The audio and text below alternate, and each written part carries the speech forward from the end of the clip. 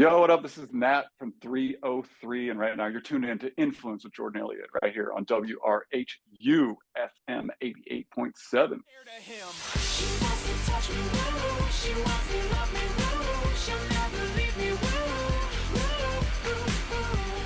You are listening to Influence with Jordan Elliott, and I am so pleased to welcome recording artist, producer, composer, songwriter, Nathaniel Motte of 303. You've created some of the greatest party anthems of my youth. Don't Trust Me, My First Kiss, Starstruck. I'm so excited to chat with you today.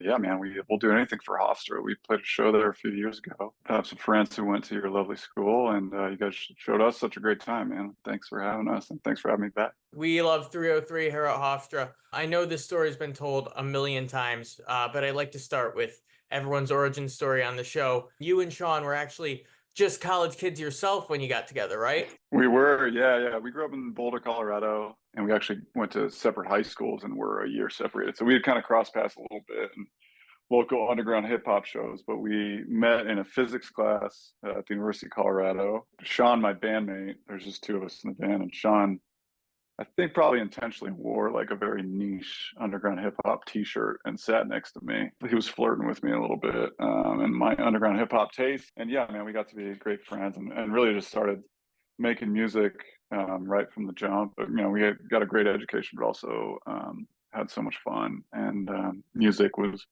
really a cornerstone of that fun. So this was about 20 years ago.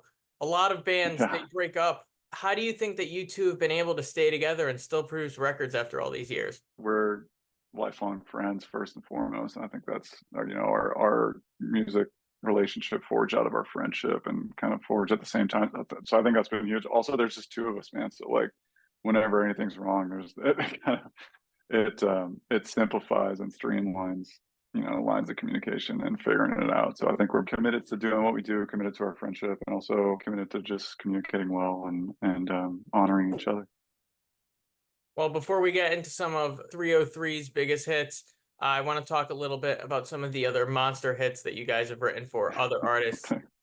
Lights Down Low by Max, Love Somebody by Maroon 5, Tattooed Heart, Ariana Grande. Are you happy when one of your songs blows up, even though you're not the one performing it? It's different, but it's different in ways that are so cool. Years ago, I went and saw Maroon 5 perform a song like in an arena at one of the crazy shows, and we don't get to watch ourselves perform our songs really unless it's on a video or something like that. But you get to experience it in a whole different way. I don't want to speak for Sean, but for me, it's like I'm not a great singer, I'm not a great musician. Man, I think our focus on our artistry is a little bit different. It's a little bit more about creating an ambiance, and in the live show it's about rocking a party and not necessarily hitting all the perfect notes. But then on the other side, if you work with artists like that are brilliant, absolutely brilliant at performing, at recording, at singing, at playing, and you learn things working with other people and on their projects that you wouldn't necessarily explore on your own stuff, and vice versa. So it's been amazing, and they're both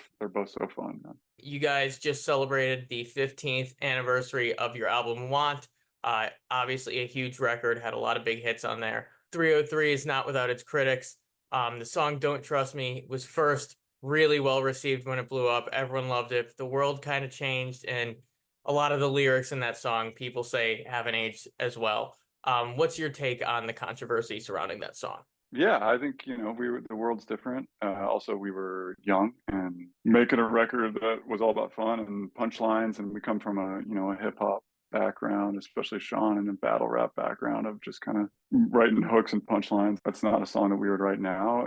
Conversely, it's a song that we're still really proud of. Another one of your biggest songs is from the last album you guys put out, Need. It's called I'm So Sad, co-written by the amazing Benny Blanco. He kept coming up when I was researching you. Are you guys still friends, still collaborating with him?